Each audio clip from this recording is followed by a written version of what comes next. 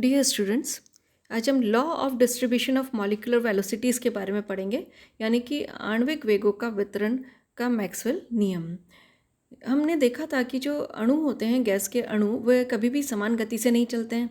उनमें लगातार परस्पर टक्करें होती रहती हैं और उसकी वजह से उनके संवेग में भी परस्पर विनिमय होता रहता है।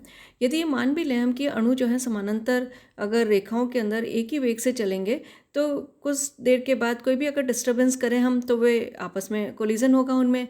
और जब आपस में कोलिजन होगा तो कुछ की गतिज ऊर्जा जो है वो तो कम हो जाएगी और कुछ की जो है बढ़ जाएगी, और वे सभी अलग अलग गति के द्वारा चलने लगेंगे। तो मैक्सवेल ने 1860 के अंदर प्रायिकता सिद्धांत के आधार पर एक प्रयोग किया था, और उसके आधार पर उन्होंने बताया था कि किस प्रकार आणविक गतियों का जो मान है वो शून्य से लेकर अधिक के बीच में हो सकता है। तो इस प्रकार जो उन्होंने नियम दिया उसको हम बोलते हैं आणविक वेगों का वितरण नियम, Maxwell law of distribution of molecular velocity, कि मैक्सवेल का आणविक वेगों का वितरण नियम। इसको उन्होंने एक मैथमेटिकल इक्वेशन दी थी, और उसके आधार पर उन्होंने जो आणविक वेगों का वितरण है उसका उन्होंने सरलतापूर्वक एक ग्राफ के द्वारा निरूपण किया। और उस ग्राफ को हम देखते हैं पहले, कि यहाँ पर आप देख सकते हैं कि जो ग्राफ के अंदर जो कोटि अक्ष है वहाँ पर अणुओं का वेग, नीचे एक्स एक्सिस है वहाँ पर अणुओं का एक्स एक्सिस पे तो अणुओं का वेग लिया है, और जो कोटि अक्ष है वहाँ पर भिन्न लिया है, फ्रैक्शन ऑफ मॉलिक्यूल्स लिए हैं जिनकी वेलोसिटी जो है c और c प्लस डी के बीच में है। जैसा कि आप यहाँ पर देख सकते हैं, सबसे पहले आप देखिए ध्यान से कि नीचे हमने आणविक वेग लिखा है c। तो c जो यहाँ पर आणविक वेग है, वो आणविक वेग की वैल्यू जो है पूरी एक्स एक्सिस के ऊपर चल रही है, और यहाँ पर y एक्सिस पे आप देखो हमने लिखा है c और c प्लस डी के जो मध्य वेग हैं उनके अणुओं का भिन्न। तो जिन अणुओं का भिन्न उस इतनी वेलोसिटीज़ के बीच में आ रहा है उसको हमने वेग के साथ आलेखित किया है। अब आप देख सकते हैं कि सबसे पहले हम इसको बहुत ध्यान से देखते हैं कि आप ग्राफ को देखिए, स्टार्टिंग के अंदर ज़ीरो है, वेलोसिटी का मान यहाँ पर ज़ीरो है। तो ज़ीरो अगर मान है तो उस टाइम पर जो अणुओं का भिन्न है वो भी ज़ीरो है। इसका तात्पर्य ये हुआ कि बिना वेग वाले कि स्थिर, अगर हम ये कहें कि कोई भी अणु स्थिर है तो उसका फ्रैक्शन भिन्न जो है वो भी शून्य होगा। इसका मतलब कोई भी अणु ऐसा नहीं है जो स्थिर अवस्था के अंदर यहाँ पर उपस्थित है। यहाँ पर आप देख सकते हैं कि हमने ग्राफ जो है वो 3 टेम्परेचर के ऊपर लिए हैं। सबसे पहले T1 टेम्परेचर है, फिर हमने T2 लिया है, और फिर उसके बाद में हमने T3 लिया है। तो 3 हमने टेम्परेचर के ऊपर ये ग्राफ यहाँ पर प्लॉट किया है।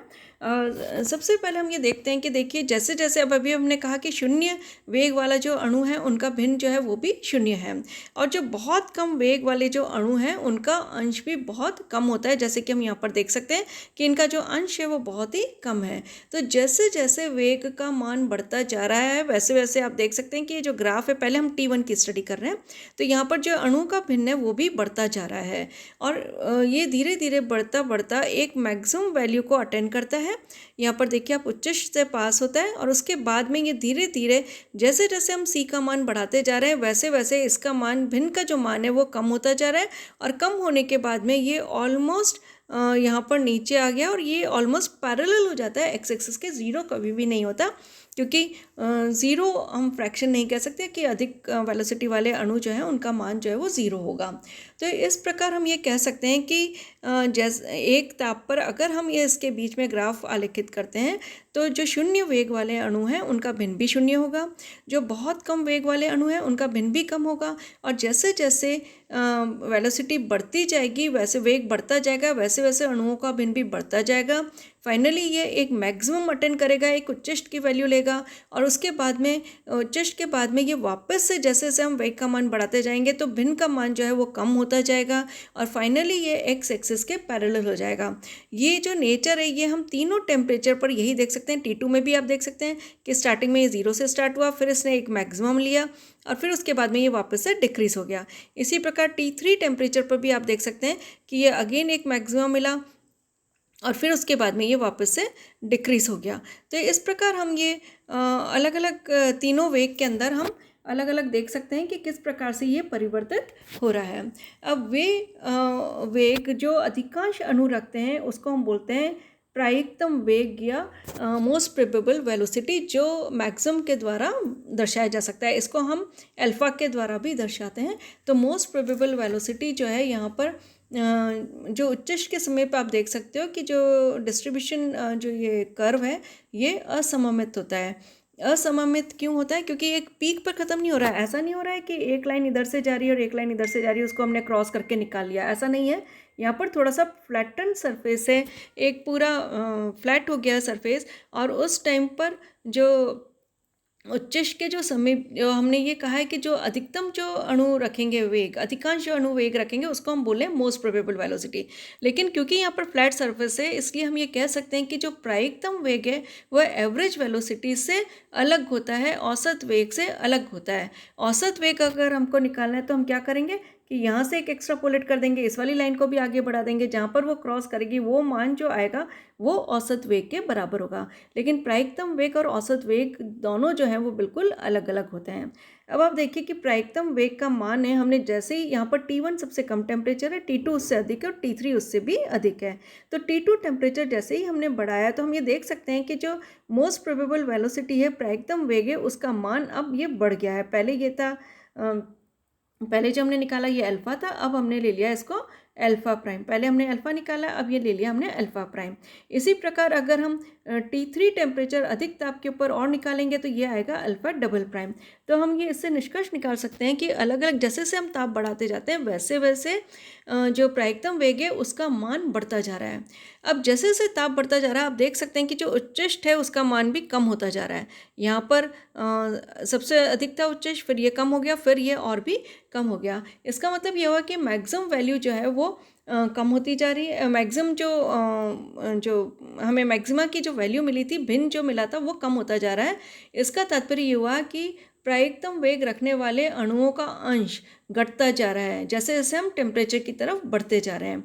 तो इस प्रकार लेकिन एक चीज़ और आप देख सकते हैं कि यहाँ पर जो फ्लैटनिंग ऑफ सरफेस है कि यहाँ पर आप देख सकते हैं कि थोड़ा कम फ्लैटन हुआ है, यहाँ पर थोड़ा ज़्यादा फ्लैट हो गया और यहाँ पर बहुत अधिक फ्लैट हो गया। ये जो कर्व की नेचर है आप देख सकते हैं कि बहुत ज़्यादा ये इस प्रकार से फैल गया है। तो ये जो फ्लैटनिंग अगर ज़्यादा हो गई इसका मतलब ये हो गया कि उच्च ताप के ऊपर अधिक वेग रखने वाले अणुओं का अंश भी जो है वो भी अधिक आता है, क्योंकि उच्चतर ताप पे इस वक्र के अंदर थोड़ा चपटापन आ जाता है, फ्लैटनिंग जो है वो बढ़ जाती है।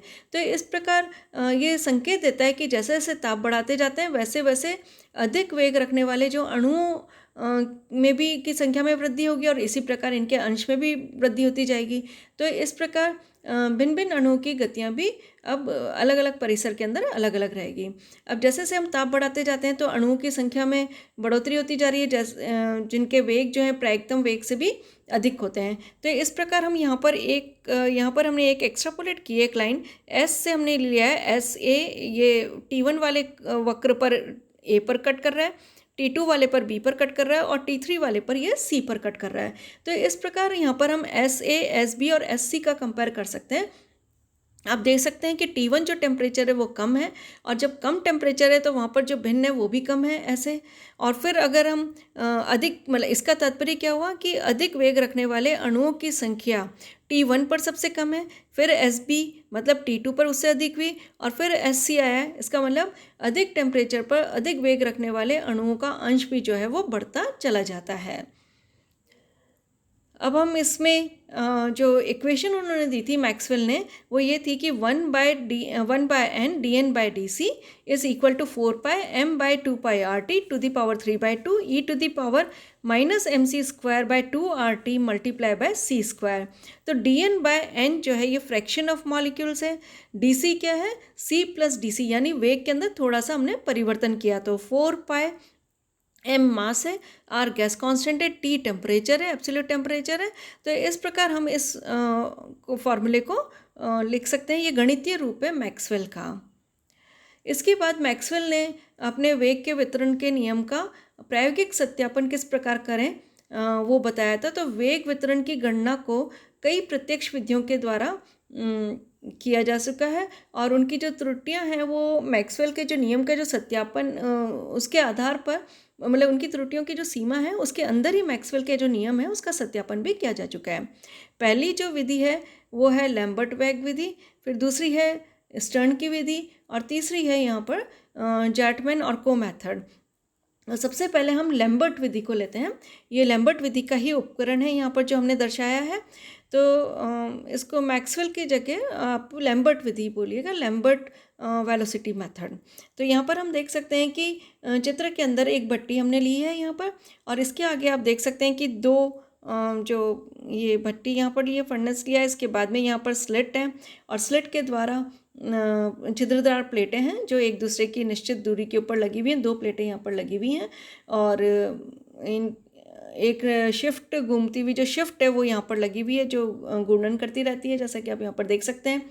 और फिर आगे यहाँ पर एक डिटेक्टर लगा हुआ है लास्ट में, संसूचक जिसको हम बोलते हैं। तो इस प्रकार रजत या जैसे बिस्मिथ ले लिया, इस टाइप की कोई भी हम धातु ले लेते हैं और उसको हम उच्च ताप पर भट्टी पर गर्म करते हैं। तो जब इनको गर्म करेंगे तो इससे गैसीय अणु की एक बिंब प्राप्त होती है, हमको एक पुंज निकलती है। और गैस के अणु जो होते हैं वो कॉलीमेटिंग स्लिट, ये जो स्लिट हमने दिखाई है यहाँ पर, इस स्लिट के द्वारा ये निकल जाते हैं बाहर, मतलब समानांतरकारी रेखा छिद्र जो है इसके द्वारा निकालते हैं और फिर निर्वातिक कक्ष में से होते हुए वेग संसूचक की ओर ये चली जाती हैं।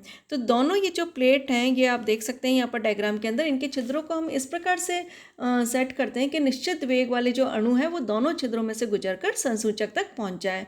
अब ये जो शेफ्ट है प्लेटों का, इसको अलग अलग गति पे घुमा सकते हैं, तो अलग अलग वेग वाले जो अणु हैं वो संसूचक के ऊपर पहुंचेंगे और उनकी संख्या जो है वो ज्ञात कर लेते हैं। तो अणुओं की संख्या और उसके जो अनुरूप वेग हैं उनके मध्य में एक ग्राफ हम आलेखित करते हैं।